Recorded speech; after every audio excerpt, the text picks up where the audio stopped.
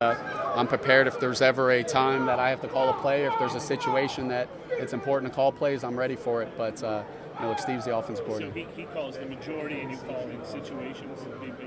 Yes. He said he gives you 12-yard line in, and I asked him. They pride themselves on red zone defense. Your red zone offense, you'll work on that this afternoon. How big of a practice is that today for you guys? Look, I think one of the number one goals as an offense is you got to score touchdowns in the red zone. And so today is my favorite day of the week. I look forward to red zone day. I look forward to because you got to score touchdowns in the red zone. And look, right now Clemson's the best team in the country at not allowing that. You watch their last game, and Ohio State kicked field goals in the red zone.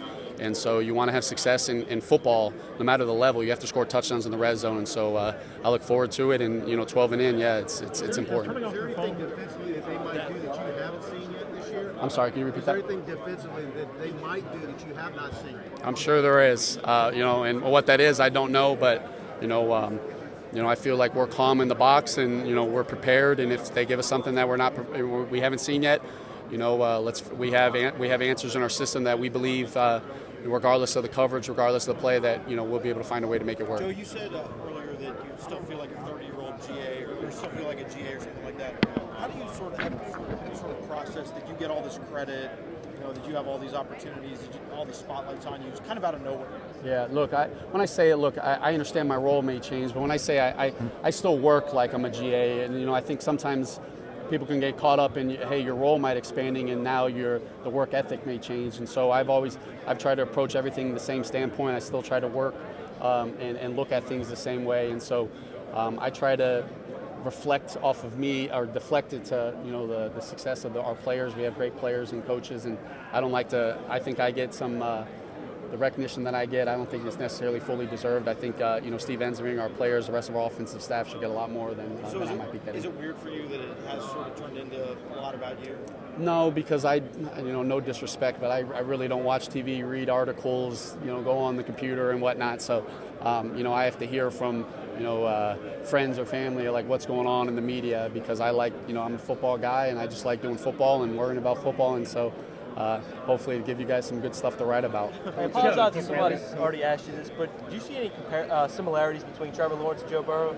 Look, unfortunately, that's someone to study in the offseason. I have an opportunity to study a lot of Trevor Lawrence, but look, he's a national championship winning quarterback, and so in his sophomore season. So I'm sure there's a lot to look at, and I'm sure there's a lot of comparable traits. But to give that exact answer, I probably can't give that right now. When you talk about being a football guy, Coach Laycock was a football guy back at Williams. Mm-hmm. How much has he helped you and grow into this to where you are now? And how much did he help you back at Williams?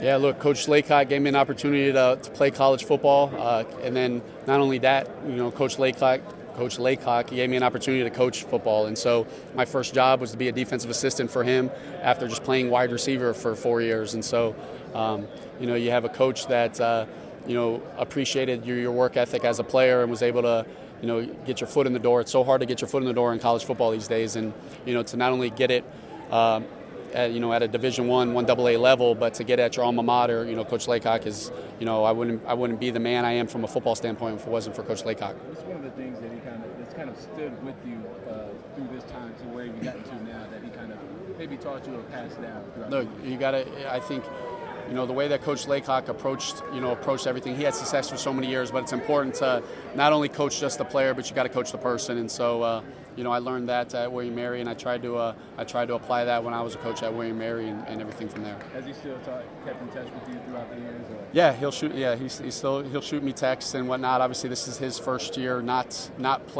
coaching and whatnot. So I'll hear from him. It's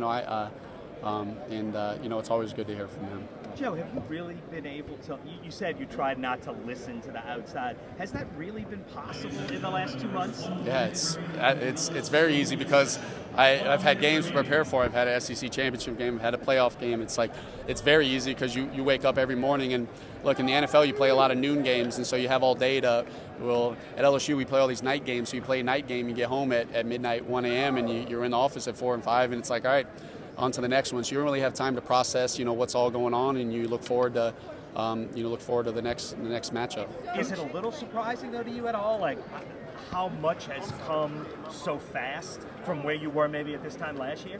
To say surprising, I wouldn't say it's necessarily surprising. Look, I've been around guys who, you know, are tremendous mentors to me, have prepared me for these opportunities, and so my approach hasn't changed regardless. GA, offensive assistant, you know, receiver coach, and so none of this surprises me, and you know, I'm just fortunate to be in this opportunity.